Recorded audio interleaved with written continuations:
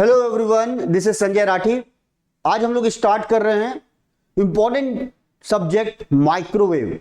This subject is important for exam like ISRO, engineering services, DRDO, bar and other competitive exams.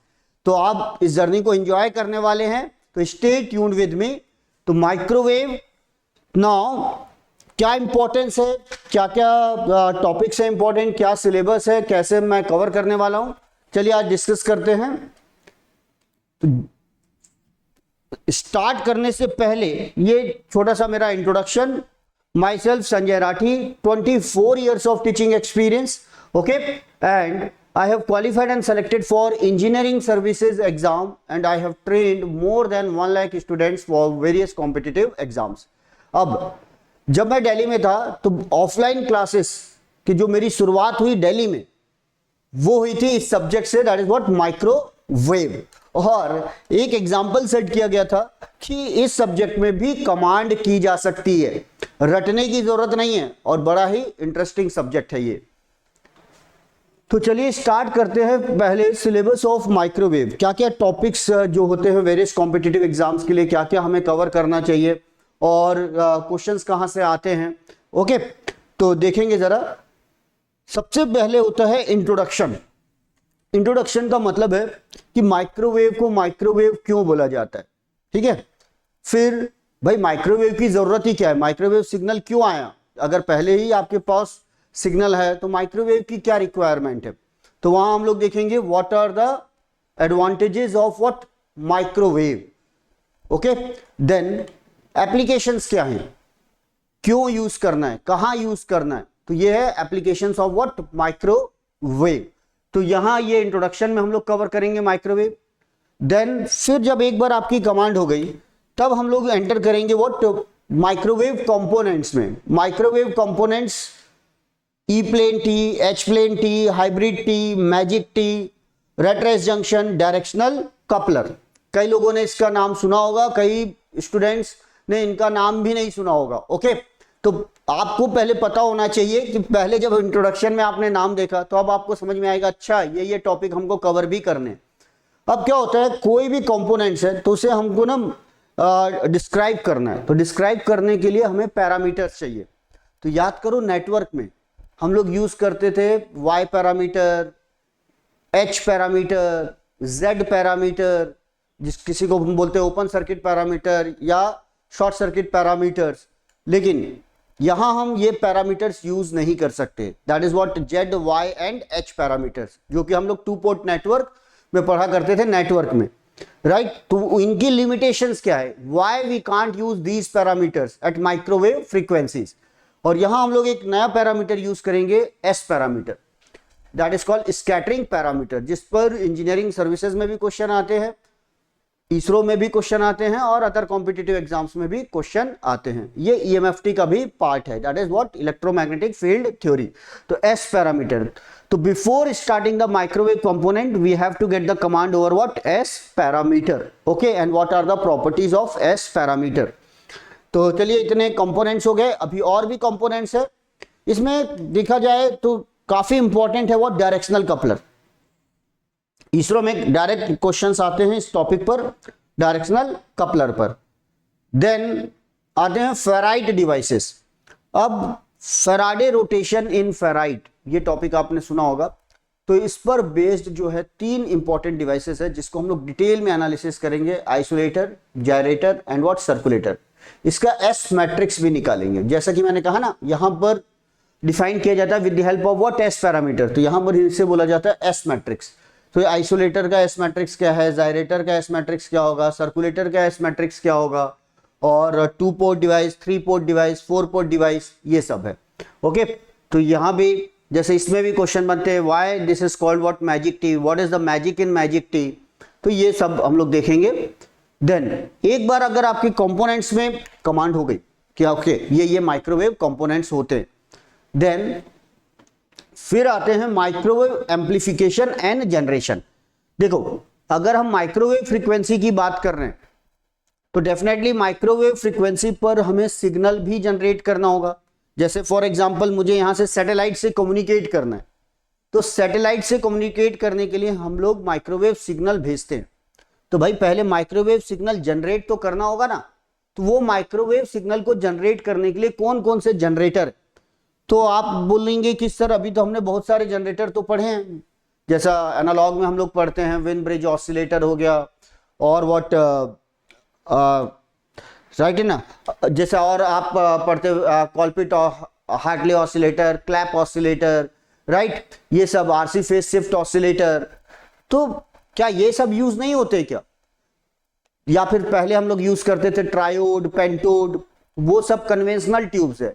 तो microwave frequency range पर हम ये सब use नहीं करते, इसीलिए एक अलग टॉपिक आता है microwave amplification and what generation. Signal generate करेंगे एंड देन व्हाट एम्पलीफाई करेंगे। तो पहला टॉपिक आएगा इसमें, what are the limitation of conventional tube at microwave frequencies. क्या लिमिटेशन है? ये एक बहुत अच्छा क्वेश्चन बनता है, इंटरव्यू में बहुत अच्छे से क्वेश्चन पूछा जाता है भाई। जब जैसे इसरो के इंटरव्यू में जाओगे, डीआरडीओ या बार्क में, तो ये क्वेश्चन पूछा जाएगा, जैसे enter electrode capacitance effect, lead inductance effect, transit time effect, gain bandwidth product की क्या लिमिटेशन है, ये गेन बैंडविड्थ प्रोडक्ट क्या होता है, ये एनालॉग में भी इंपॉर्टेंट है। Then effect due to RF losses, skin effect क्या है, रेडिएशन लॉस क्या है, डाइलेक्ट्रिक लॉसेस क्या हैं, ये सब क्वेश्चन बनते हैं। देन ये तो हुआ लिमिटेशन, तो आप जो कन्वेंशनल ट्यूब्स है उसको आप माइक्रोवेव फ्रीक्वेंसी पर यूज नहीं कर सकते, तो फिर यूज क्या करते हैं ये देखिए जरा। फिर आता है what is the basic principles of microwave tubes, किस प्रिंसिपल्स पर ये डिवाइसेस काम करती हैं माइक्रोवेव ट्यूब्स, राइट। और कौन कौन सी माइक्रोवेव ट्यूब्स हैं? Then klystron. अब क्लिस्ट्रॉन की बात करते हैं तो ये आ गया टू कैविटी क्लिस्ट्रॉन, ये एक एम्पलीफायर है, मतलब जो माइक्रोवेव सिग्नल होगा उसको एम्पलीफाई करेगा।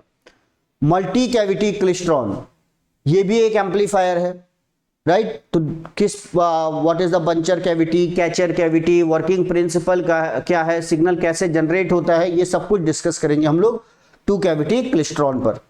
फिर आता है रिफ्लेक्स क्लिस्ट्रॉन। रिफ्लेक्स क्लिस्ट्रॉन जो है एक ऑसिलेटर है, मतलब ये सिग्नल को जनरेट करता है।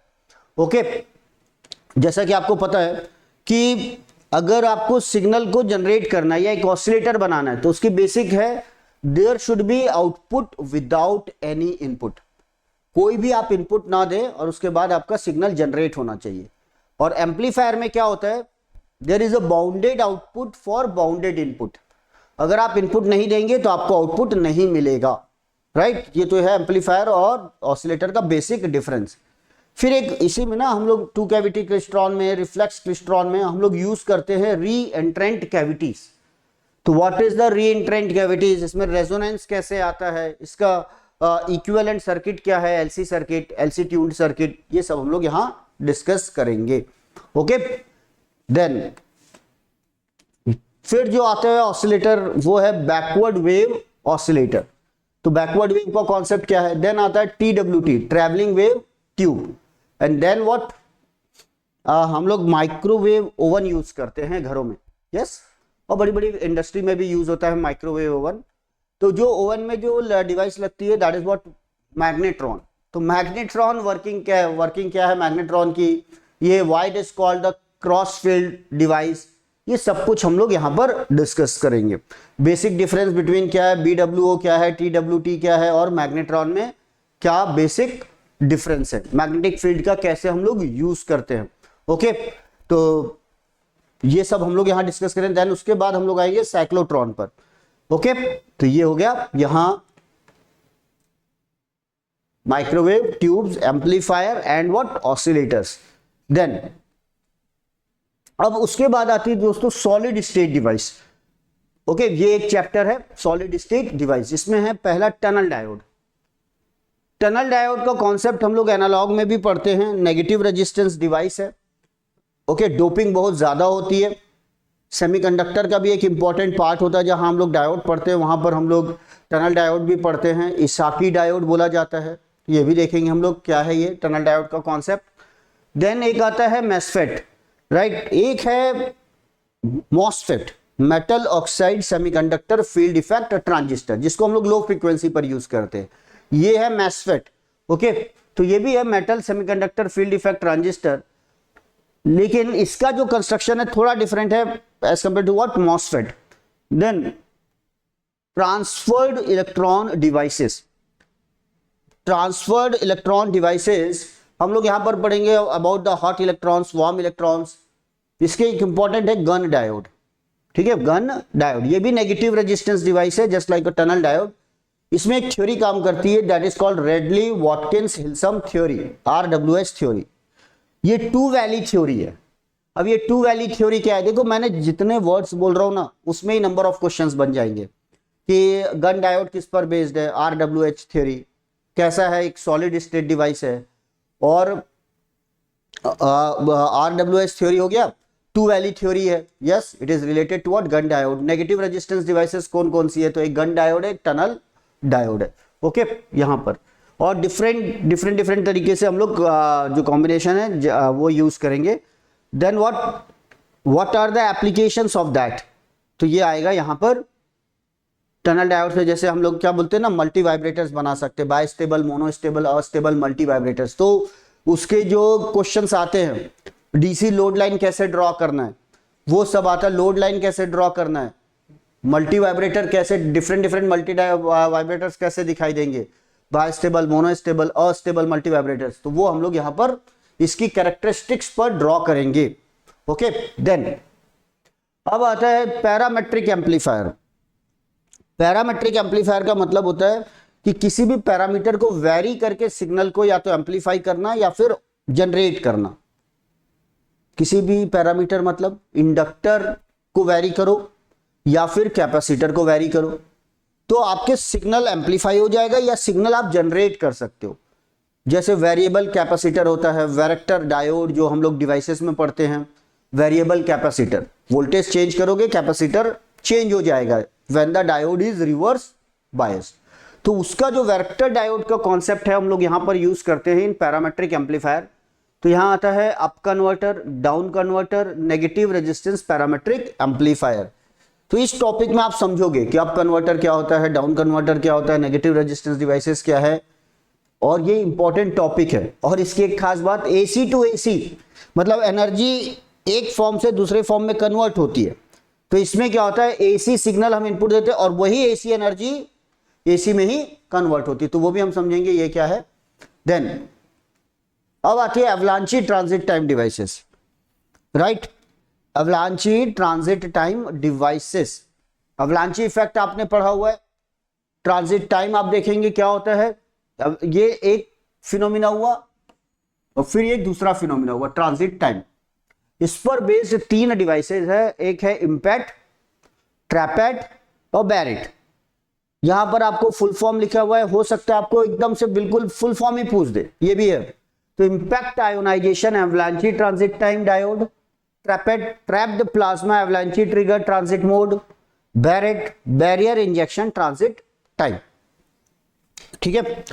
तीनों डिवाइसेस को हम लोग डिस्कस करेंगे, क्या क्या डिफरेंस है, बेसिक डिफरेंस क्या क्या है, वर्किंग क्या है, ग्राफ क्या है, ओके ये बैरेट क्या है, ये सब हम लोग यूज करेंगे। कैसे ये नॉइजी डिवाइसेस है, नॉइस को कैसे कम किया जाता है, ये सब कुछ यहां आएगा।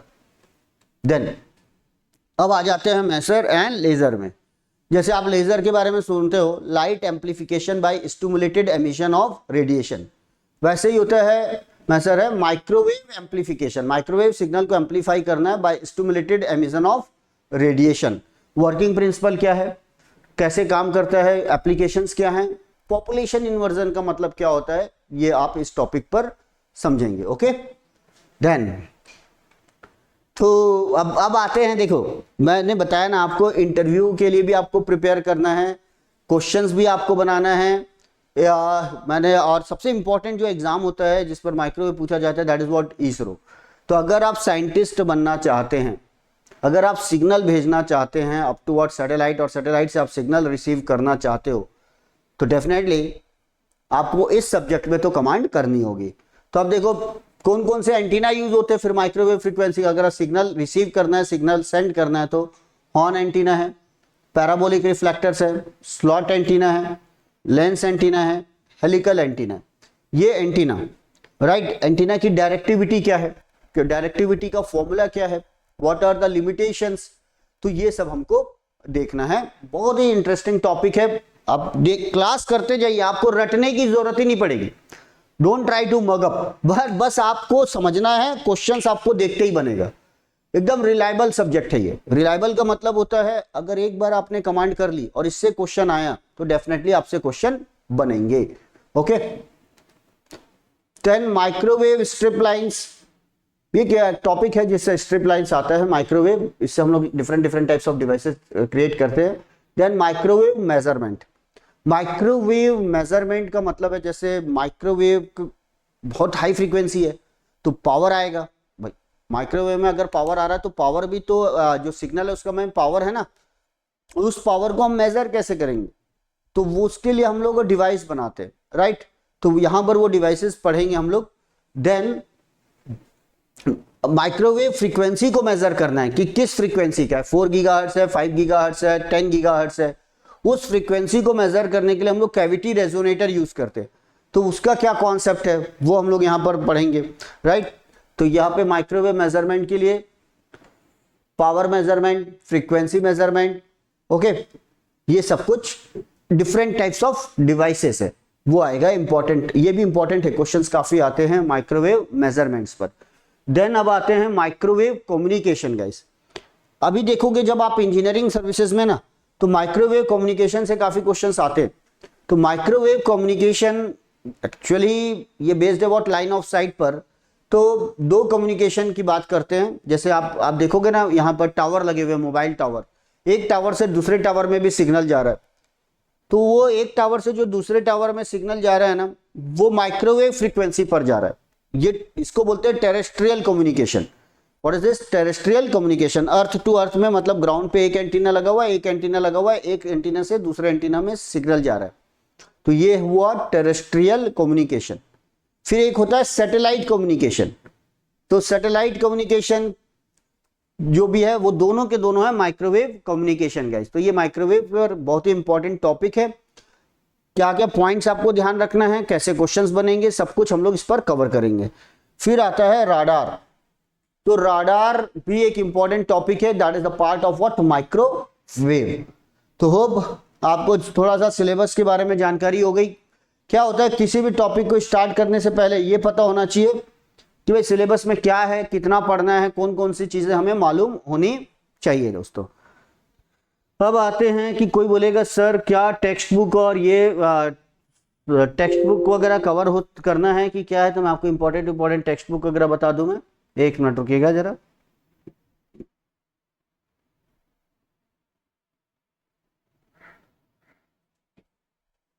ओके,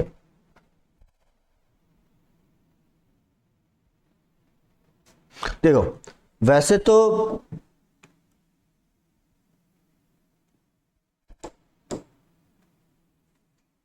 एक बुक आती है, राइट, एसएम लियाओ। फिर आती है कैनेडी की बुक आती है, ठीक है, एसएम लियाओ की एक बुक है। फिर आती है कैनेडी की बुक, जो मैं आपको अगली बार उसका कवर पेज और बुक्स आपको यहाँ पर इस सेशन में दिखा दूंगा, लाइव सेशन में। लेकिन एक आप नोट्स बस फॉलो कर लो। क्यों? क्योंकि जब लिमिटेड टाइम होता है ना, तो आप बुक में कमांड करने में ना आपको सफिशिएंट टाइम चाहिए, बहुत ज्यादा। आपके पास 2 साल 3 साल है तो क्या पढ़ते रहिए, लेकिन आपको लिमिटेड टाइम है, 4 से 5 महीना 6 महीना मिलता है किसी भी कॉम्पिटिटिव एग्जाम्स को तैयार करने के लिए। और लिमिटेड टाइम में बुक्स को रेफर करना थोड़ा रिस्की हो सकता है। तो आप क्वेश्चन जरूर बनाइए, प्रीवियस ईयर क्वेश्चंस बनाओ, लेकिन अगर आपको प्रॉपर गाइडेंस मिल रही है फ्रॉम ऑथेंटिक सोर्स। अब आप बोलेंगे आप कैसे ऑथेंटिक हो, मैंने आपको पहले ही दिया कि मैंने इतनी बार इंजीनियरिंग सर्विसेज निकाला है, 24 ईयर्स हो गए मुझे इस फील्ड पर। तो अगर मैं कोई भी टॉपिक यहाँ डिस्कस कर रहा हूं तो पूरी रिस्पॉन्सिबिलिटी के साथ डिस्कस कर रहा हूं। आपको बातें समझ आएगी, आपको रटने की जरूरत नहीं, बस इंस्ट्रक्शंस फॉलो करना है। ओके, तो आप अटेंड कर सकते हैं क्लासेस। देन तो एक मैंने बोला ना आपको अगर पढ़ना ही है तो 2 बुक्स है, एक एसएम लियाओ की बुक पढ़ लीजिए और एक व्हाट मतलब नाम में मैं कुछ गलत कर सकता हूं, एस वाई लियाओ और एसएम लियाओ जो भी है, सैमुअल वाई लियाओ। ओके, लियाओ की बुक के नाम से चलता है, LIAO। और दूसरी जो बुक है वो है कैनेडी, तो कैनेडी की कम्युनिकेशन की बुक आती है। ओके, देन अब आते, चलो स्टार्ट करें topic. All are ready guys? Yes please comments में लिख दीजिएगा कि आपको सेशन कैसा लगा। अगर आपको पसंद आ रहा है तो सेशन को लाइक भी जरूर कर लीजिएगा, क्योंकि जितना ज्यादा आप लाइक करेंगे हमारी पूरी टीम और मैं मोटिवेटेड रहूंगा कि okay you are enjoying the sessions और आप अपना करियर इस फील्ड में बनाना चाहते हो। दोस्तों बहुत ही इंटरेस्टिंग है। तो चलिए अब स्टार्ट करते हैं। इंट्रोडक्शन पहला क्या है, माइक्रोवेव को माइक्रोवेव क्यों बोला जाता है। ये पहला क्वेश्चन होता है कि माइक्रोवेव को माइक्रोवेव क्यों बोला जाता है। तो चलिए मैं आपको कुछ बात बताता हूं। यस प्लीज, देखिए जरा माइक्रोवेव को माइक्रोवेव क्यों बोला जाता है। तो पहले आपको समझना होगा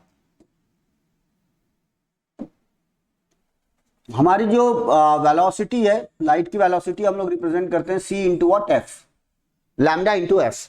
सी is equal to lambda into F. Lambda जो है वो है वेवलेंथ और एफ है फ्रीक्वेंसी। लैम्डा है वेवलेंथ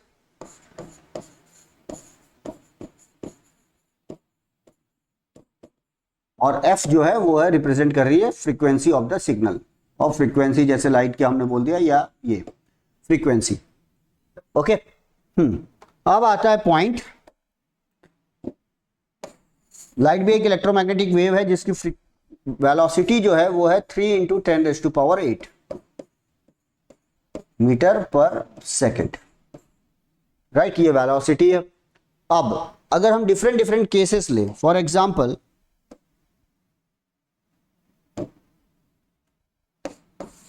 एफ की जो वैल्यू है लेट वो आपने रेंज में ले लिए। देखिए जैसे मैंने यहाँ पे रेंज बताया था कितना, 300 मेगाहर्ट्ज टू 300 गीगाहर्ट्ज। लेकिन मान लेते हैं आपने जो बोला ये है 30 hertz, only 30 hertz, only 30 hertz. तो अगर 30 हर्ट्ज आप ले रहे हो तो देखिए जरा वेवलेंथ क्या आ रही है। वेवलेंथ होती है C by F, C by F. अब सी बाई एफ है तो सी हो गया 3 इंटू 10⁸ डिवाइडेड बाई एफ हो गया 30 हर्ट्ज। तो आप इसको लिख सकते हो 30 इंटू 10⁻7 अपॉन 30। आप देखिए जो लैम्डा आ रहा है ना वो आ रहा है 10⁻7 मीटर गाइस, 10⁻7 मीटर। इसका मतलब 10⁻4 किलोमीटर। कैलकुलेशन चेक कर लेना,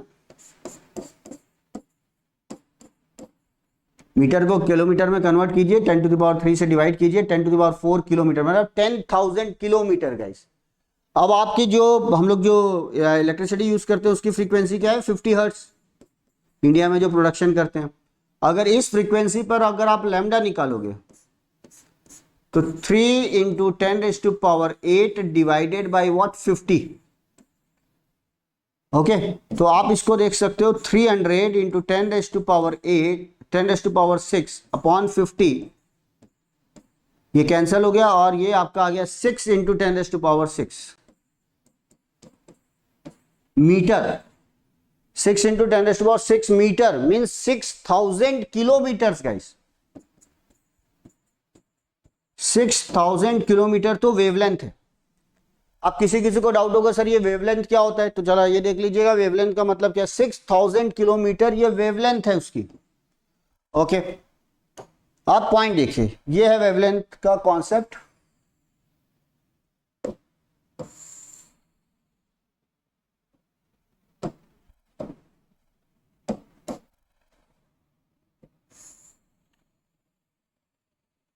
ये साइनोसॉइडल वेव है, यहां से लेकर यहां तक एक साइकिल पूरा हो रहा है।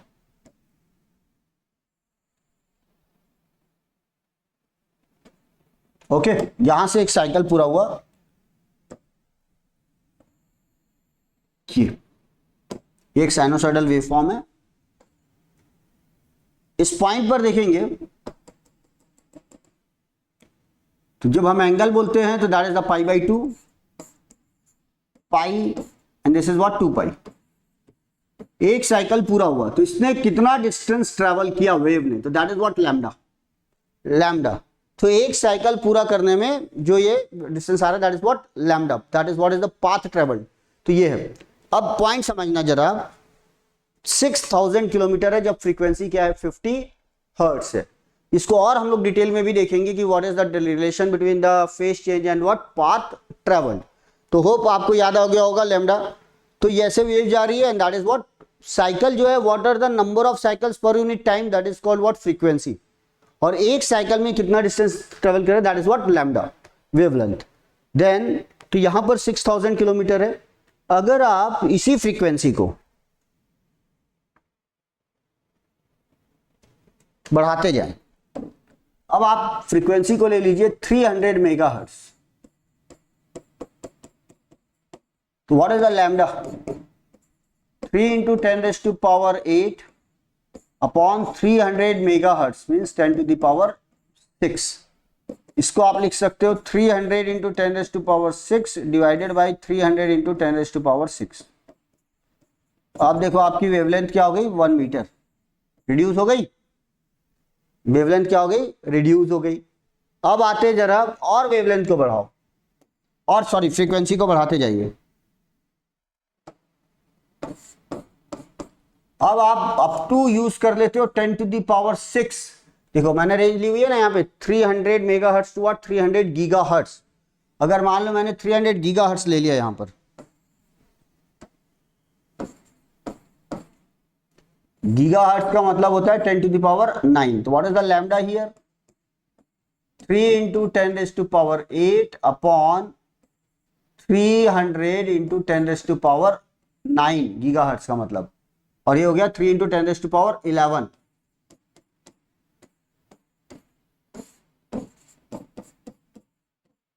ये कट गया, ये कट गया, और आपके पास आ गया lambda is equal to 10 to the power -3 metre. Check my calculation. तो ये हो गया व्हाट, 1 मिलीमीटर, 1 मिलीमीटर में आ गया। और अगर आप माइक्रोवेव डिवाइसेस को यूज कर सकते हो up to 10 to the power 6 gigahertz. अगर आप इसको यूज कर रहे हो up to 10 to the power 6 gigahertz, तब देखिए क्या होगा, 10 to the power 6 गीगाहर्ट्ज तक यूज कर रहे हैं, तो फ्रीक्वेंसी हो गई 10 to the power 6 गीगाहर्ट्ज। तो what is the lambda, C/F 3 into 10 raised to power 8 metre पर second upon what 10 to the power 6 gigahertz, 10 to the power 9, ये हो गया हर्ट्ज में, 6 और 9 हो गया 15 -7 गाइस, राइट, -7। तो आप इसको बोल सकते हैं 30 माइक्रोमीटर, 30 माइक्रोमीटर की 0.3 माइक्रोमीटर, नो 0.3 माइक्रोमीटर।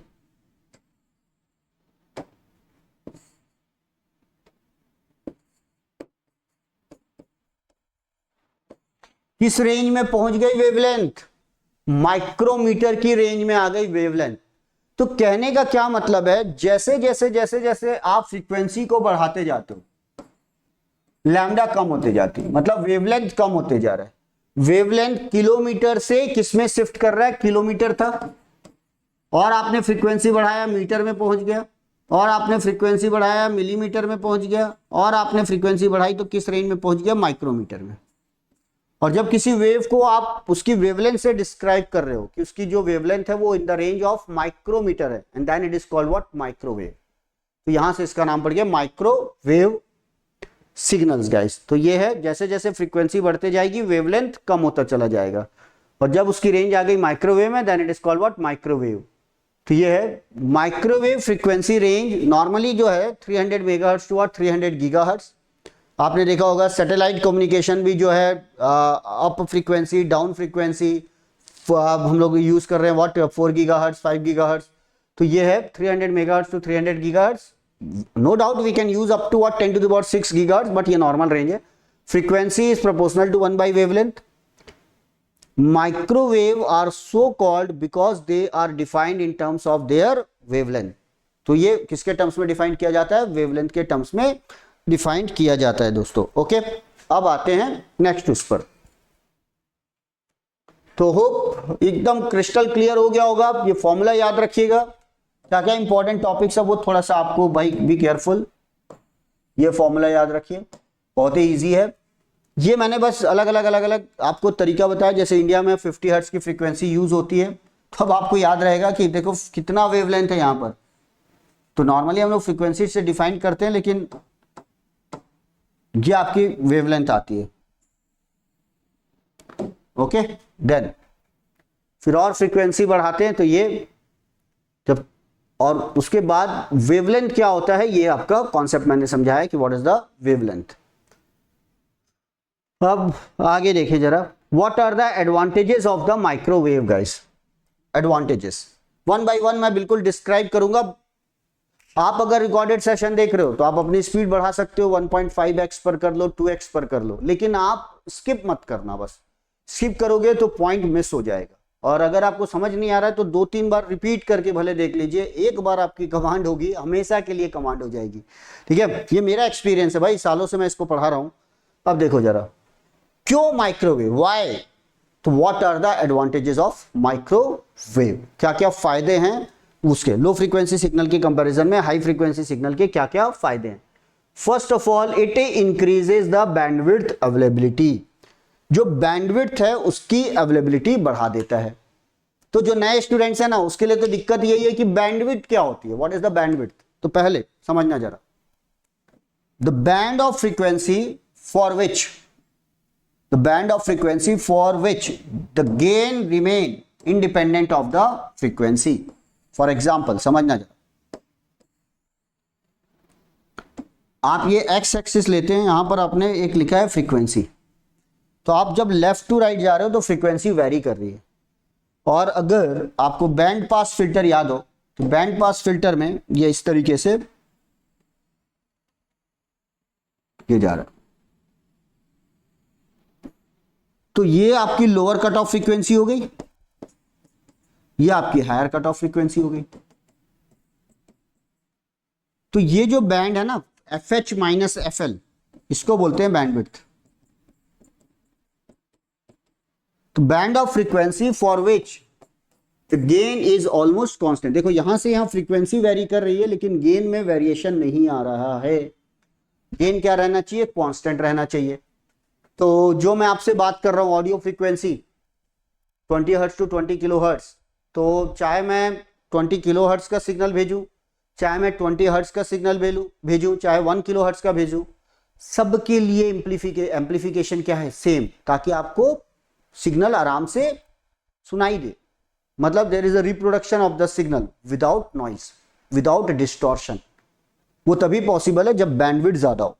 ठीक भाई, लेकिन क्या होता है, अब बैंडविड्थ का मतलब है the band of the frequency for which gain is almost constant. अब मुझे क्या है ना, ये बैंडविड्थ ज्यादा चाहिए। क्यों ज्यादा चाहिए, तो पहले याद रखो, जब ऑडियो फ्रीक्वेंसी है तो वो वेरी कर रहा है from 20 hertz to 20 kilo hertz. तो हम बोलेंगे भाई ये 20 हर्ट्ज से 20 किलो हर्ट्ज तक कांस्टेंट रहना चाहिए। ओके, मतलब ऑलमोस्ट 20 किलो हर्ट्ज तक कांस्टेंट रहना चाहिए।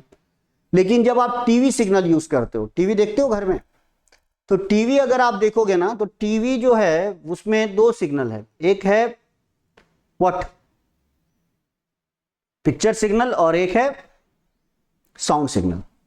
ध्यान दीजिएगा, टीवी इसमें 2 सिग्नल है, एक है जो आप पिक्चर देख रहे हैं, जो वीडियो आ रहा है, और एक आ रहा है व्हाट, साउंड। जो साउंड की जो मॉड्यूलेशन होती है वो फ्रीक्वेंसी मॉड्यूलेशन है, और जो वीडियो की मॉड्यूलेशन है वो एम्पलीट्यूड मॉड्यूलेशन है।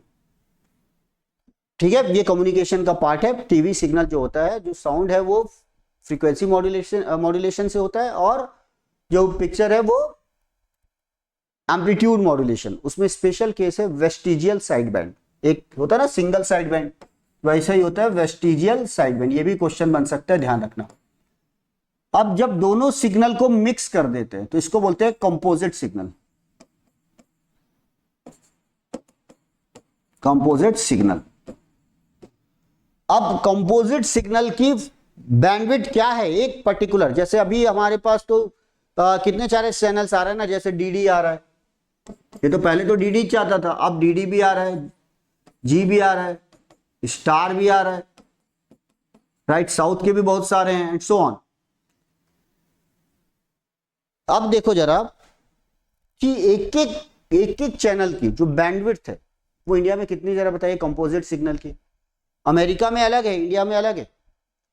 तो अगर आपको आता है तो स्टॉप कीजिए, कमेंट्स में लिखिए, अब फिर वेरीफाई देखो कि मुझे याद था। ये तो आपके ऊपर खुद को भरोसा होना चाहिए कि मैं सही बता रहा हूँ या नहीं। तो देखो इंडिया में जो है ना वो 7 मेगाहर्ट्ज है कंपोजिट सिग्नल की बैंडविड्थ, और यूएस में है वो 6 मेगाहर्ट्ज है। ये अलग कहानी है कि वहां पर 6 मेगाहर्ट्ज क्यों है, 7 मेगाहर्ट्ज क्यों है, ये सब कुछ डिपेंड करता है सप्लाई फ्रीक्वेंसी पे। ये है सप्लाई फ्रीक्वेंसी, इंडिया में है 50 हर्ट्ज और अमेरिका में है व्हाट 60 हर्ट्ज।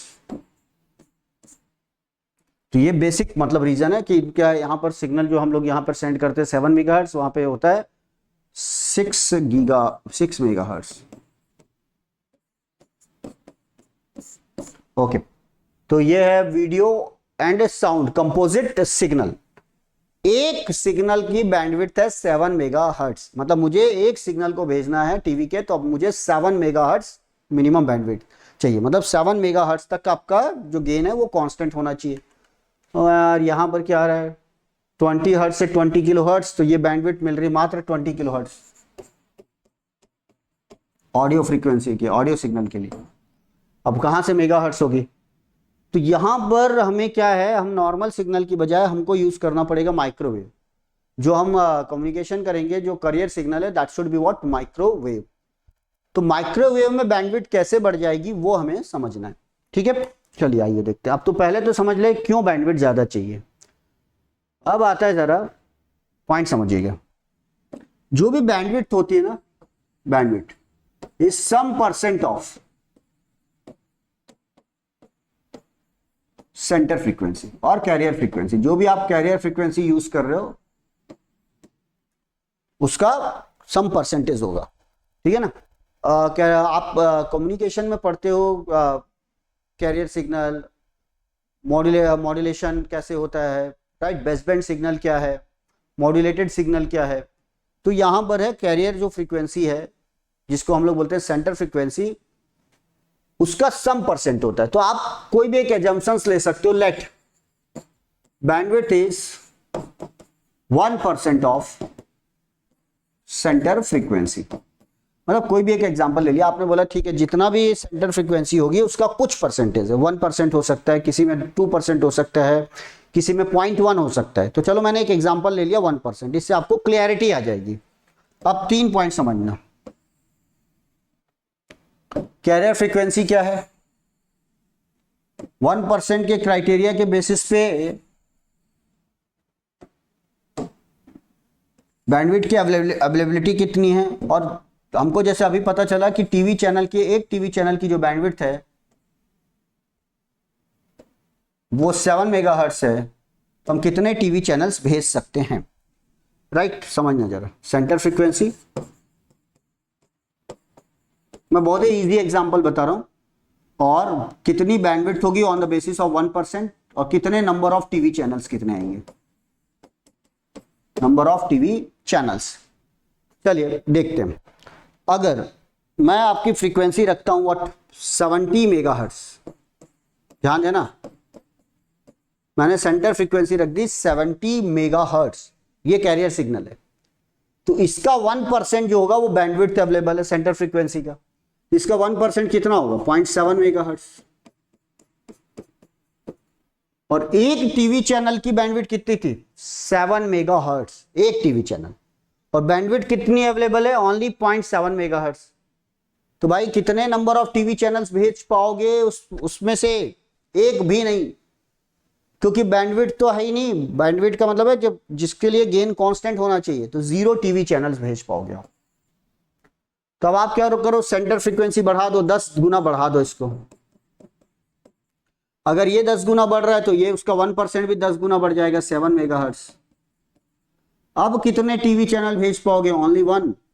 और यहां पर आप 100 200 चैनल देख रहे हो कि नहीं देख रहे हो, अब तो और बढ़ते जा रहा है, ठीक है। तो ये आ गया, उसके बाद और इसको 10 गुना बढ़ाओ, तो जब ये 10 टाइम्स बढ़ा तो ये 10 टाइम्स बढ़ गया। और यहां पर आप कितने चैनल देख पाओगे, आप 10, 70 डिवाइडेड बाई दैट।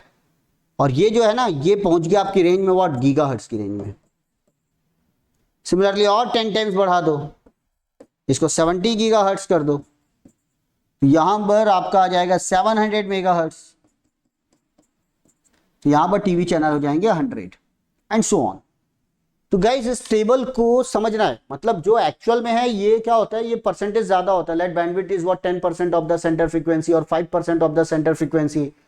तो आपको बैंडविड्थ की अवेलेबिलिटी जो है, जैसे जैसे आप फ्रीक्वेंसी बढ़ाते जा रहे हो, मैं ये बताना चाह रहा हूं कि जैसे जैसे आप फ्रीक्वेंसी बढ़ाते जा रहे हो आपका बैंडविड्थ बढ़ते जा रही है, और जितनी ज्यादा बैंडविड्थ बढ़ेगी उतना आप नंबर ऑफ टीवी चैनल्स या सिग्नल ज्यादा अच्छे से भेज पाओगे, and reproduction of the signal will be very very good, reliable. ये है, तो सबसे पहला जो एडवांटेज है वो है it increases the bandwidth availability. Okay, bandwidth की अवेलेबिलिटी बढ़ा देगा। अब आते हैं दूसरे एडवांटेज में।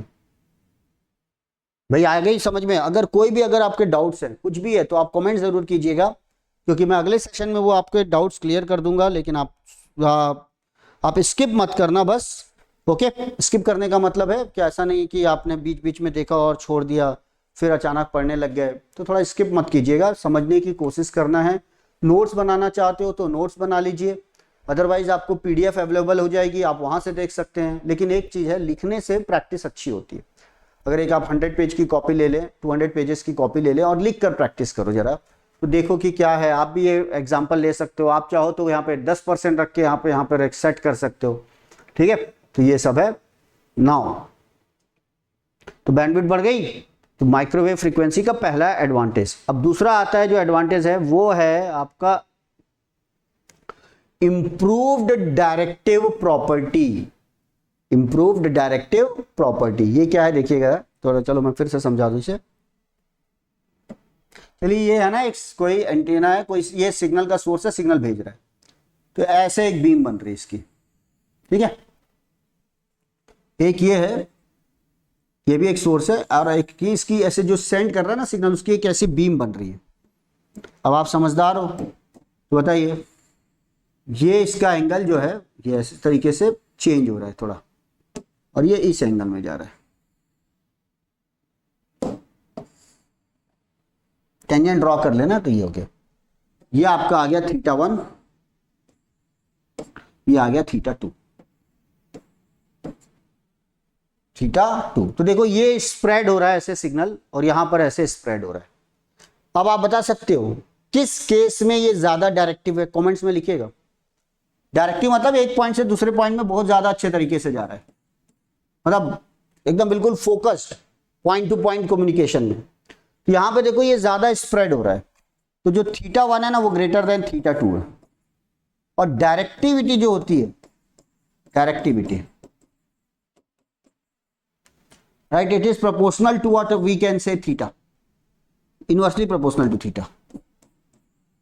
जितना थीटा कम होगा ना, डायरेक्टिविटी उतनी ज्यादा होगी।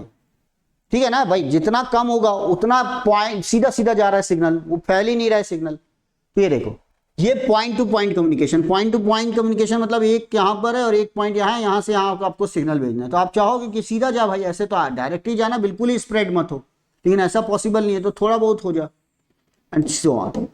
तो जितनी ज्यादा, जितना कम थीटा होगा उतना आपका डायरेक्टिविटी ज्यादा होगी, और ये डिपेंड करता है फ्रीक्वेंसी पर। जितनी ज्यादा फ्रीक्वेंसी बढ़ाओगे, फ्रीक्वेंसी बढ़ते जाएगी, राइट, थीटा आपका कम होता जाएगा। थीटा कम होगा तो डायरेक्टिविटी क्या होती जाएगी, बढ़ते जाएगी, डायरेक्टिविटी इंक्रीज होते जा रही है। देखिए ये है, तो ये है इंप्रूव्ड डायरेक्टिव प्रॉपर्टी। एग्जैक्टली क्या फॉर्मूला होता है अलग अलग, जैसे मैंने बोला ना हॉर्न एंटीना है, और भी आप पढ़ोगे एंटीनाज, तो उसमें हर किसी का हम लोग फॉर्मूला निकालेंगे, वो डायरेक्टिविटी का फॉर्मूला। तो जहां भी आप डायरेक्टिविटी का फॉर्मूला देखोगे तो वहां पर आपको समझ में आ जाएगा कि जैसे जैसे आप फ्रीक्वेंसी बढ़ाते जा रहे हो सॉरी, लैम्डा कम होते जा रहा है, और directivity is inversely proportional to what, lambda. हर फॉर्मूले में आपको दिखाई देगा लैम्डा। वेवलेंथ, जितनी आप फ्रीक्वेंसी बढ़ाते जाओगे वेवलेंथ कम होते जाएगी, वेवलेंथ कम होते जाएगी, directivity of antenna what increases. तो पूरे फॉर्मूले में आप inversely proportional to what, lambda है। तो होप ये भी दूसरा एडवांटेज भी आपको समझ में आ गया होगा भाई।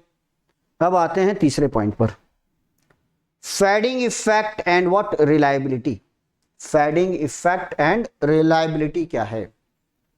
अब देखो, फेडिंग का मतलब होता है जैसे आपका कपड़ा फेड हो गया, मतलब अभी मैं ये टी शर्ट पहना हूं, ये धुलेगी 2-4 बार, इसका कलर थोड़ा सा डाउन दिखने लग जाएगा, ठीक है ना, तो इसको बोलते हैं व्हाट, फेडिंग इफेक्ट।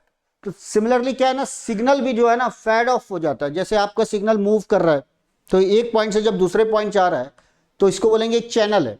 जैसे मान लो वायर के थ्रू जा रहा है, यहां से मैंने कुछ सिग्नल भेजा, वहां पे रिसीव हुआ, ये ट्रांसमिटिंग एंड हो गया, ये रिसीविंग एंड हो गया। तो क्या है, सिग्नल रास्ते में नॉइजी है, नॉइज है, और भी बहुत सारे रीजन है जिसके कारण इस सिग्नल की स्ट्रेंथ क्या होगी, कम हो जाएगी। That is what fading effect. Signal की स्ट्रेंथ कम हो जाएगी। यहां पर अगर हमने कुछ पावर भेजा है 10 मिलीवाट और यहां हमको मिल रहा है 9 मिलीवाट, भैया 1 मिलीवाट कहां गया, रास्ते में लॉस हो गया, ठीक है, इसको है फेडिंग इफेक्ट। फिर क्या होता है, जैसे आपने सैटेलाइट से सिग्नल भेजा, ग्राउंड में आ रहा है, तो रास्ते में वाटर ड्रॉप्स, पानी गिर रहा है, तो वाटर ड्रॉपलेट्स है, वाटर ड्रॉपलेट से सिग्नल क्या पूरा चेंज हो जाता है, उसका रास्ता चेंज हो जाता है, तो वो भी आपका फेडिंग इफेक्ट है। अभी तो क्या है, आप जियो का कनेक्शन लेके, वाईफाई लेकर आप देखते हो, तो आपका टीवी में डिस्टरबेंस नहीं आ रहा है। पहले जब डीटीएच लगा था आपका एंटीना, डिश एंटीना लगाते थे घर में ऊपर में, अभी भी कई जगह लगा हुआ है डिश एंटीना, तो डिश एंटीना में जब भी बारिश होती है ना, तो आप देखना एकदम से सिग्नल आएगा, signal lost due to water rain outside, check कर लो तो पानी गिर रहा है, पानी गिर रहा है तो घर में कुछ चल ही नहीं रहा है, तो ये स्कैटरिंग इफेक्ट हो जाता है, स्कैटर्ड हो जाता है सिग्नल, तो ये भी एक वन टाइप ऑफ फेडिंग है।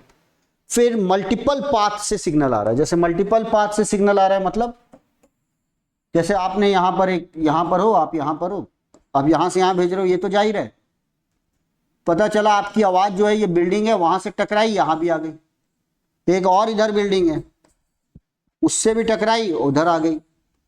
तो देखो आप ना देखोगे 3-3 जगह से ये सोर्स है और वहां सिग्नल पहुंचाना है, तो एक रास्ता तो ये हो गया, यही तो हम चाहते थे, लेकिन एक तो ये भी हो गया, एक ये भी हो गया। सबका जो पाथ है ना, लेंथ जो है, पाथ लेंथ अलग अलग है, ये कम ट्रेवल कर रहा है, ये ज्यादा कर रहा है, ये और ज्यादा कर रहा है। तो जहां जहां पाथ डिफरेंस होता है सिग्नल के पहुंचने में, वहां वहां फेस डिफरेंस आ जाता है, और जब यहां जाके सब सिग्नल मिलेंगे, यहां पर मिल रहे हैं, तो क्या होगा, यहां पर ना मिक्स होंगे और एडिशन होगा, सब्ट्रैक्शन होगा, दोनों होगा। तो जब मिक्स करेंगे तो उनके पाथ अगर सेम है, फेस चेंज सेम है, तब तो ऐड हो जाएंगे, और अगर फेस अलग अलग है तो वो क्या करते हैं, एक दूसरे को कैंसल आउट करने की कोशिश करते हैं, इससे आपके सिग्नल की स्ट्रेंथ क्या हो जाती है, कम हो जाती है। ये सब जो है वो है फेडिंग इफेक्ट। तो फेडिंग इफेक्ट आ गया। अब आते हैं कि भाई ये टॉपिक में कैसे रिलायबल है, माइक्रोवेव कैसे रिलायबल है। तो माइक्रोवेव जो है ना, वो लाइन ऑफ साइट पर बेस्ड है, लाइन ऑफ साइट, LOS।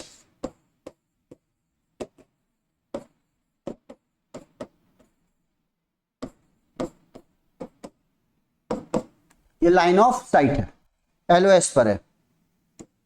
तो LOS से क्या होता है, LOS मतलब टेरेस्ट्रियल कम्युनिकेशन में, जैसे ये एक एंटीना है, ये एंटीना है, देखो दोनों एक दूसरे को विजिबल है, यहां से सिग्नल जाएगा, ये आ गया, यहां से ये सिग्नल उसको रिसीव हो गया, राइट। या फिर आप क्या करते हो, जैसे ये अर्थ है, ये यहां एक एंटीना है, यहां एक एंटीना है, यहां पर सैटेलाइट है, ये देखो ये इसको दिख रहा है, यहां भेजेगा, ये लाइन ऑफ साइट हो गया। ये इसको नहीं दिख रहा है लेकिन ये इसको दिख रहा है, फिर ये इसको ना वापस भेज दिया, तो जस्ट लाइक अ रिफ्लेक्टर काम कर रहा है, यहां से सिग्नल गया, यहां से आ गया, ये वाला इसको दिख रहा है, ये वाला इसको दिख रहा है, तो ये भी क्या है, लाइन ऑफ साइट पर बेस्ड है।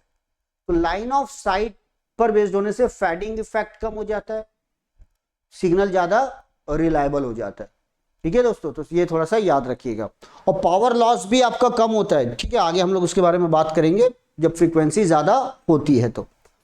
ओके, तो आप कई बार देखोगे कि सिग्नल ऐसा अर्थ ग्राउंड में है ना, जैसे डक्ट प्रोपोगेशन बनाते हुए जा रहा है, ऐसा मल्टीपल, फिर पहुंच जाता है सिग्नल, तो इसको फिर ये लाइन ऑफ साइट नहीं है, ये तो घूमते घूमते घूमते घूमते पहुंच गया वहां तक के, लेकिन इसमें रास्ते में बहुत ज्यादा क्या हो रहा है, लॉस होते जा रहा है, सिग्नल की स्ट्रेंथ बहुत कम हो जाएगी। तो because of that line of sight fading effect कम है, इसीलिए माइक्रोवेव सिग्नल ज्यादा रिलायबल है। ओके देन अब आते हैं नेक्स्ट जो है, नेक्स्ट एडवांटेज। 3 तो हमने देख लिया, नेक्स्ट एडवांटेज पर। तो कैसा लग रहा है भाई सेशन आपको? बीच बीच में मैं थोड़ा बोलता रहूंगा। मैंने क्या कहा, नोट्स बनाओ और साथ में क्या करो, आप रटने की कोशिश मत करो दोस्तों। माइक्रोवेव है या कोई भी सब्जेक्ट हो, रटने की कोशिश मत करो। दूसरा, रील्स के माहौल में अभी मैं यही सुनता हूं बच्चों से कि उनमें पेशेंस नहीं है, मतलब वो बहुत 15 मिनट 20 मिनट बहुत ज्यादा रुक गए तो रुक गए, अदरवाइज वो रुक नहीं पाते, वो तुरंत दूसरे में चेंज हो जाते हैं। ये रील्स के कारण हमारा पेशेंस जवाब देते जा रहा है। लेकिन आप ध्यान रखिए, किसी भी चीज को बनने में ना टाइम लगता है। जैसे बबूल का पेड़ है वो जल्दी हो जाता है, लेकिन सागौन के पेड़ में थोड़ा सा टाइम लगता है। तो आपको भी पेशेंस दिखाना होगा। एक बार नॉलेज आने दीजिए, फिर जिंदगी भर इस नॉलेज को आप एंजॉय करेंगे। ठीक है, तो अब आते हैं ट्रांसपेरेंसी प्रॉपर्टी ऑफ माइक्रोवेव। ये क्या है भाई ट्रांसपेरेंसी प्रॉपर्टी ऑफ माइक्रोवेव? तो समझिएगा जरा कि क्या है transparency property of microwave. 1 minute.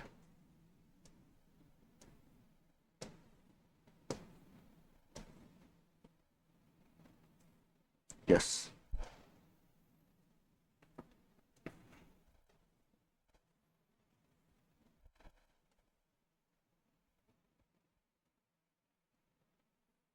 देखो ट्रांसपेरेंसी प्रॉपर्टी क्या होता है।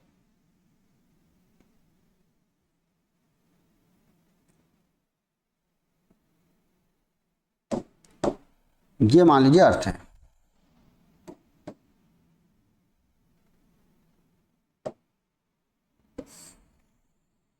राइट, ये अर्थ हो गया।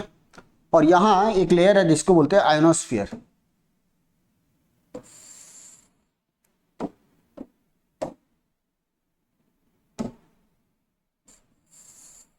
ये एक आयोनोस्फीयर की लेयर है, राइट, समझना जरा। मतलब ये अर्थ है, बहुत सारे आप लेयर के बारे में पढ़ते हैं इसके ऊपर, राइट, इसमें क्या क्या है। तो एक लेयर है आयोनोस्फीयर।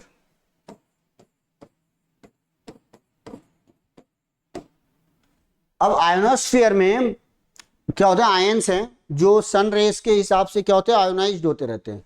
दिन के समय में अलग, रात के समय में अलग। तो ये आयोनाइज्ड है, उसमें नंबर ऑफ ऐसे लेयर्स है। और ये डेंस है ना, डेंस है थोड़ी लेयर। अब होता क्या है, डेंस है तो क्या होगा, उससे क्या होता है, जब आप सिग्नल यहां से कोई एंटीना से आपने कोई सिग्नल भेजा, यहां मान लीजिए कोई एंटीना यहां और यहां एक एंटीना, देखो दिख तो रहा नहीं है एक दूसरे को, डायरेक्ट तो आप भेज नहीं सकते सिग्नल। ये अर्थ है ना, ये ग्राउंड थोड़ा अर्थ हमारा कर्वेचर है, तो ये वाला एंटीना इसको दिखाई नहीं दे रहा है, तो सिग्नल डायरेक्ट तो आप नहीं भेज सकते, तो आप सिग्नल यहां भेजते हो। तो जब सिग्नल यहां एंटर करता है ना इसमें, तो क्या है, ये लाइट मीडियम है, ये डेंस मीडियम है आयोनोस्फीयर। तो क्या होगा, रिफ्रैक्शन होगा। क्या होगा, रिफ्रैक्शन।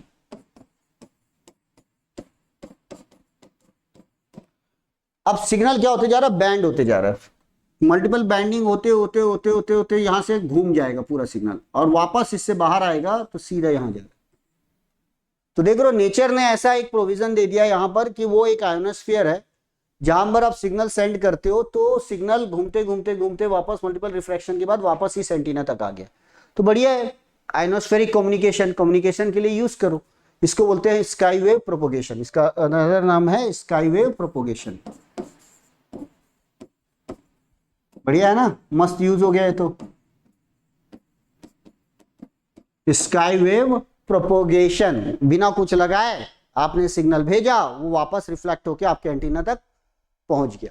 ठीक है, स्काई वेव प्रोपोगेशन और आयोनोस्फेरिक कम्युनिकेशन भी बोला जाता है, आयोनोस्फेरिक कम्युनिकेशन है ये। तो ये आयोनोस्फीयर सिग्नल को बाहर ही नहीं जाने दे रहा है, ये आ गया भाई। लेकिन अगर मुझे सिग्नल को बाहर भेजना है, मतलब वो आयोनोस्फीयर को क्रॉस करे, तब तो ऊपर हम लोग क्या होता है, ये तो जो है इसके कहीं बहुत ऊपर हम लोग सैटेलाइट लगाते हैं। तो अगर आप सिग्नल भेजोगे और आयोनोस्फीयर को क्रॉस ही नहीं करेगा तो सैटेलाइट तक पहुंच ही नहीं रहा है, तो वापस कैसे आएगा, राइट। और अगर मान लो आप स्पेस में हो, इंटरनेशनल स्पेस में, जैसे अभी हमारी सुनीता विलियम्स काफी समय से फंस गई थी वहां पर, अगर उनको कोई सिग्नल भेजना है या आपको यहां से सिग्नल भेजना है, तो बीच में आयोनोस्फीयर इसको रोक देगा, तो आपको पहुंचेगा कैसे। तो ऐसी एक प्रॉपर्टी होनी चाहिए जो इसको क्रॉस कर जाए, पेनिट्रेट कर जाए। तो इसकी भी एक खास बात है, इसमें एक होता है MUF, maximum usable frequency for ionospheric communication. अगर फ्रीक्वेंसी इतनी या इससे कम है तब तो ये वापस भेज देगा, राइट। मतलब जो MUF का मतलब है maximum usable frequency for ionospheric communication. तो अगर कोई भी फ्रीक्वेंसी MUF से कम है क्या उसके बराबर है, तो फिर आयोनोस्फेरिक कम्युनिकेशन होगा।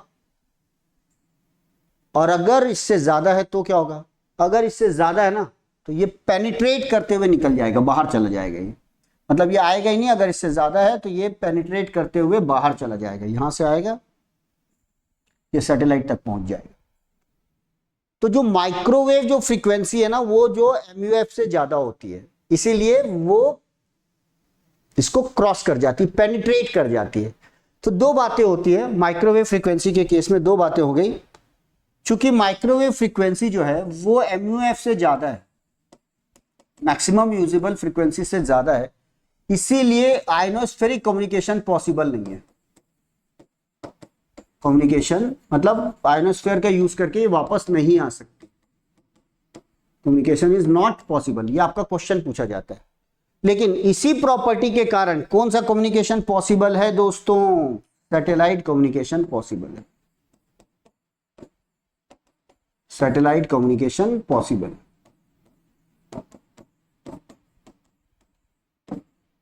है। तो सैटेलाइट कम्युनिकेशन के लिए हम लोग माइक्रोवेव सिग्नल का यूज करते हैं और ये पेनिट्रेट कर जाता है आयोनोस्फेरिक लेयर को, क्योंकि इसकी फ्रीक्वेंसी MUF से ज्यादा होती है। चलिए आते हैं नेक्स्ट टॉपिक, देखते हैं नेक्स्ट एडवांटेज। याद रखिएगा ये दो क्वेश्चन बनेगा कि आयोनोस्फेरिक कम्युनिकेशन क्यों पॉसिबल नहीं है और सैटेलाइट कम्युनिकेशन क्यों पॉसिबल है। तो दोनों का आंसर एक ही है। अब आते भाई मिनिएचराइजेशन का जमाना है, आपको तो कंपोनेंट्स की साइज को कम से कम करते जाना है। आपका मोबाइल बढ़ता है, अभी भी जो बड़ा साइज का मोबाइल आ रहा था वो भी कंफर्टेबल नहीं लग रहा है, तो आप साइज को वापस छोटा कर रहे हैं, और छोटा और छोटा और छोटा। तो अभी आप सैटेलाइट को पेलोड जानते हो, अगर आपको यहाँ से कोई भी कंपोनेंट अगर भेजना है तो पर केजी के हिसाब से कॉस्ट आती है, वो भी करोड़ों में आती है ना,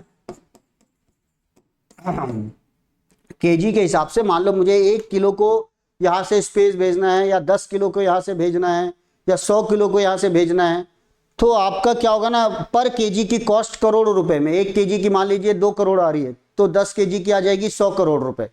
इस टाइप से कॉस्ट बढ़ते जाती है।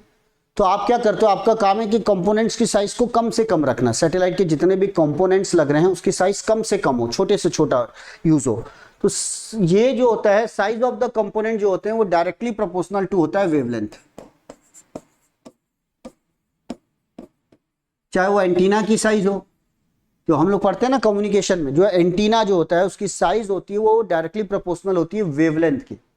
तो अगर वेवलेंथ ज्यादा है तो साइज भी ज्यादा होगी। तो आप फ्रीक्वेंसी बढ़ाओ, वेवलेंथ कम करो तो साइज कम हो जाएगी। तो बहुत बड़ा एडवांटेज है माइक्रोवेव का कि जैसे जैसे आप फ्रीक्वेंसी को बढ़ाते जाते हो लैम्डा कम होता है, साइज ऑफ द कंपोनेंट कम होता है, स्मॉलर सिस्टम इज पॉसिबल। छोटा छोटा सिस्टम बना सकते हो आप, राइट, छोटा सिस्टम आप बना सकते हो। ये क्या आ गया एडवांटेज, बड़ा एडवांटेज है ये हुआ डिफरेंट टाइप्स ऑफ एग्जांपल। और भी आप एडवांटेजेस ढूंढ सकते हो, ठीक है ना। तो हाई फ्रीक्वेंसी के ये इंपॉर्टेंट एडवांटेज है, इसलिए हम लोग माइक्रोवेव फ्रीक्वेंसी का यूज करते हैं। अब आते हैं कहाँ यूज करते हैं भाई, माइक्रोवेव फ्रीक्वेंसी का यूज कर रहे हो तो कहाँ यूज कर रहे हो, देखिए जरा। Applications of the microwave, applications of the microwave guys.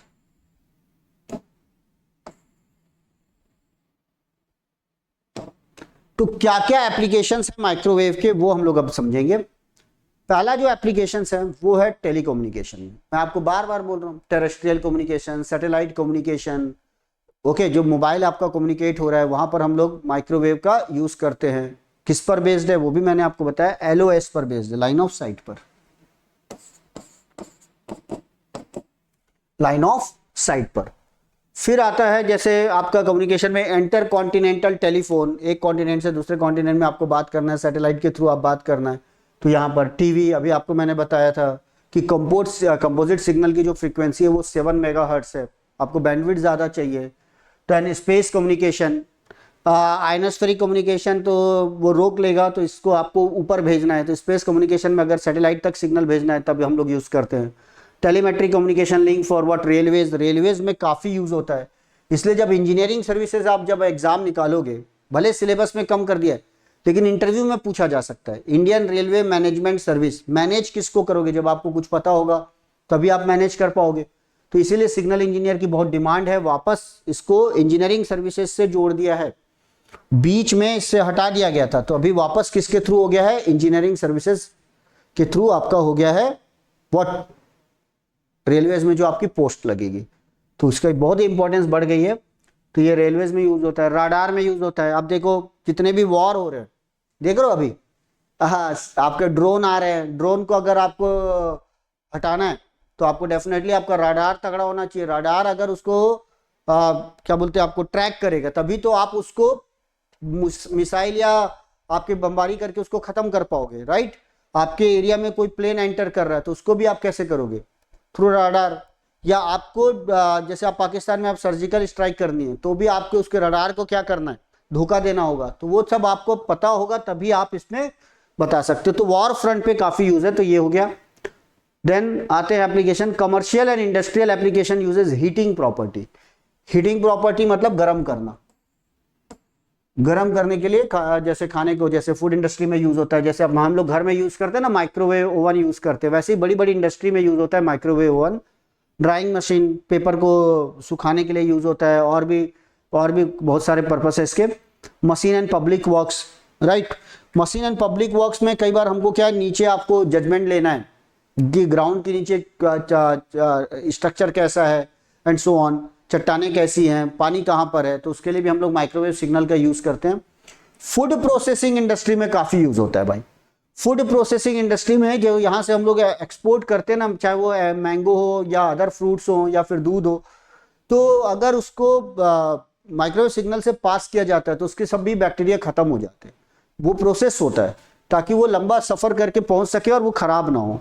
और दूध को तो अगर आपने कर दिया तो 30 डेज 40 डेज तक दूध को कोई फर्क ही नहीं पड़ेगा, अदरवाइज दूध तो एक दिन में फट जाता है। ओके, फिर आता है बायोमेडिकल एप्लीकेशन। भाई सब बायोमेडिकल एक अलग ही फील्ड हो गई है। तो जैसे आप एक्सरे वगैरह के बारे में सुनते हो, वैसे ही मतलब बहुत ज्यादा एप्लीकेशंस हैं मेडिकल फील्ड में माइक्रोवेव के। देन आते हैं इलेक्ट्रॉनिक वॉरफेयर। अभी तो माहौल ही पूरा युद्ध का चल रहा है, ठीक है ना। यूक्रेन रशिया का चल रहा है, इजराइल हमास, इजराइल ईरान, तो ड्रोन अटैक हो रहा है, अभी सर्जिकल स्ट्राइक हो गई। तो आप देख रहे हैं ना ड्रोन को कैसे यूज करना है एंड सो ऑन। मिसाइल्स, लंबी दूरी के मिसाइल्स अगर बनाना है, उसको गाइड करना है, तो ये आपका माइक्रोवेव का बहुत ज्यादा यूज है भाई। अब तो इंडिजिनियसली मतलब इंडिया में बहुत सारी फैक्ट्री बन रही है जो ये सब बनाएगी। अब हम डिपेंड नहीं होना चाहते अगली कंट्री अलग कंट्रीज में, कितना एक्सपोर्ट करेंगे, तो बहुत ज्यादा वैल्यू होने वाली है इसकी, ठीक है ना। इसरो का भी बहुत इंपॉर्टेंट रोल था अभी सर्जिकल स्ट्राइक में, जो ठीक है ना। तो जिस तरीके से प्लेन गया पूरा इसरो ने गाइड किया था कि कहां पर क्या है, तो इसरो का बहुत बड़ा रोल है। देन अब आता है एक होता है, एक क्वेश्चन आता है भाई बैंड डेजिग्नेशन। IEEE ने दिया है हुआ है बैंड डेजिग्नेशन, किस किस बैंड में कौन कौन सा यूज होता है, सैटेलाइट किस बैंड में यूज होगा, उसके बारे में हम लोग बात करेंगे।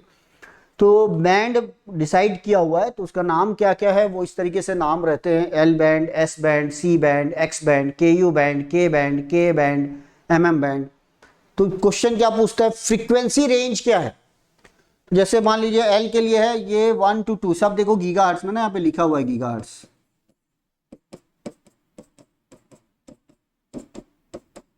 1 to 2 गीगाहर्ट्ज मतलब L, 2 to 4 gigahertz S, 4 to 8 C।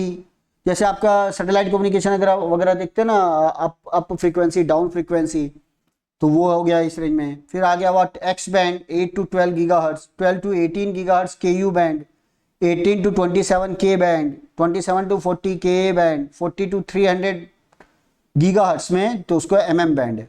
ये तो वेवलेंथ है, वेवलेंथ आप निकाल सकते हो, वेवलेंथ इज इक्वल टू होता है C/F। तो आप अगर इसका सिग्नल की फ्रीक्वेंसी भी वही है, इलेक्ट्रोमैग्नेटिक मतलब 3 × 10⁸ इलेक्ट्रोमैग्नेटिक सिग्नल की फ्रीक्वेंसी वही है, तो आप उसका डिवाइड कीजिए, आप यहां से निकाल सकते हो वेवलेंथ। तो आप ये बस बैंड याद रखो। हाँ, कई बार क्या होता है, ऐसा हो सकता है कि आपको आंसर दिया हुआ है ये C बैंड क्या है, और आपको रेंज दिया हुआ है ऐसा 1.2 से लेकर 2.2 तक, तो थोड़ा सा देखो ये थोड़ा वेरी कर सकता है, लेकिन आपकी मिडिल फ्रीक्वेंसी के आसपास रहेगा। जैसे इसकी मिडिल फ्रीक्वेंसी है 1.5, इसकी मिडिल फ्रीक्वेंसी हो गई 3, इसकी मिडिल फ्रीक्वेंसी हो गई 6, इसकी मिडिल फ्रीक्वेंसी हो गई 10 एंड सो ऑन। तो थोड़ा बहुत ऊपर नीचे होगा, लेकिन ये रेंज आप समझ सकते हो कि this is what L range. अब 4.1 से लेकर 8.2 तक दिया हुआ है, तो आप बोल सकते हो ये सी बैंड है, ये सी बैंड है। ठीक है, क्वेश्चन आते हैं ऑब्जेक्टिव में, क्वेश्चंस इससे आएंगे, ये आपको ध्यान रखना है दोस्तों। ओके देन, तो ये बैंड डेजिग्नेशन। अब आता है भाई क्या होगा, relations between what path travelled and what face change. क्या है, कितना सिग्नल ने पाथ ट्रेवल्ड किया, उसमें कितना फेज चेंज आएगा, ये हम लोग देखेंगे। Up to this point if you find any difficulty comments में लिखिए, आपके कमेंट्स के जवाब मिलेंगे। सब्जेक्ट को इंटरेस्ट से पढ़िए, नोट्स जरूर बनाइए। ठीक है, बताइए जरा क्या क्या अभी तक के आपको क्या क्या डाउट्स है। तो अभी हमने एक पॉइंट कंप्लीट किया है, अब आएंगे अगले पॉइंट पर दोस्तों। ठीक है, माइक्रोवेव कंपोनेंट्स, और हम लोग आज थोड़ा सा हम लोग प्रॉपर्टीज देखेंगे, व्हाट एस मैट्रिक्स के बारे में हम लोग समझेंगे यहाँ पर।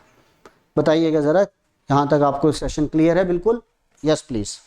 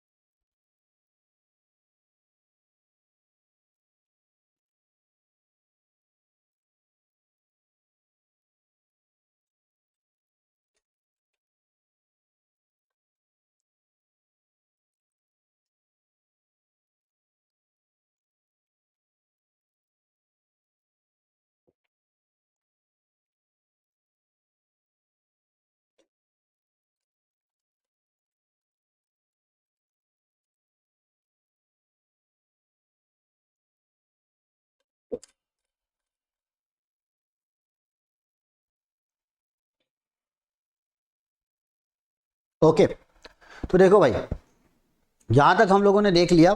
अब आते हैं अलग पॉइंट पर। मैं आपको बता देता हूँ नेक्स्ट सेशन में हम लोग क्या क्या डिस्कस करेंगे, जब तक आप इसको रीड कर लीजिएगा।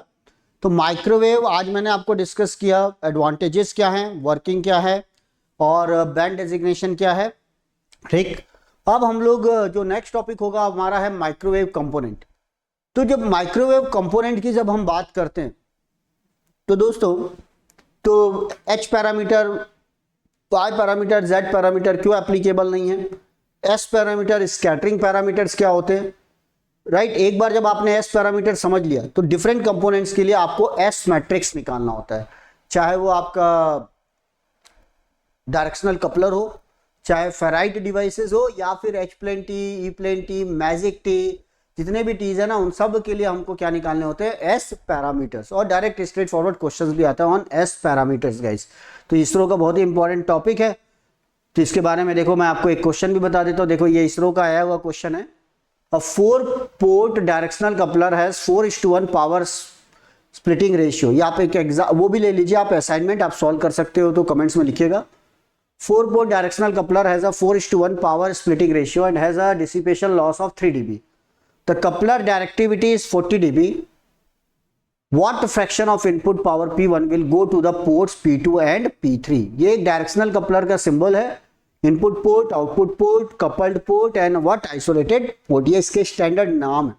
और 3 फैक्टर भी होते हैं, डायरेक्टिविटी होगा आप एक और व्हाट आइसोलेशन कांस्टेंट भी होता है, आइसोलेशन फैक्टर भी होगा, तो वो सब हम लोग पॉइंट पढ़ेंगे दोस्तों। ओके, तो ये है माइक्रोवेव फ्रीक्वेंसी के बाद। फिर हम लोग ये प्रॉपर्टीज भी देखेंगे एस मैट्रिक्स की, तो what is the S matrix and what are the properties of the S matrix, बहुत डिटेल में हमको ये देखना है। तो योर फीडबैक मैटर्स गाइस, तो आप अपने फीडबैक जरूर दीजिएगा, कमेंट जरूर लिखिए, क्या आप चाहते हैं, किस तरीके से तैयारी करना चाहते हैं, सब कुछ डिटेल में, ताकि हम उस पर काम कर सके। Hope you have enjoyed the session, तो like the session and subscribe our channel guys for more detail, links are given in description. तो डिस्क्रिप्शन पर जाइए, राइट, और वहां से और ज्यादा डिटेल निकाल सकते हो। Thank you for attending the session guys, thank you.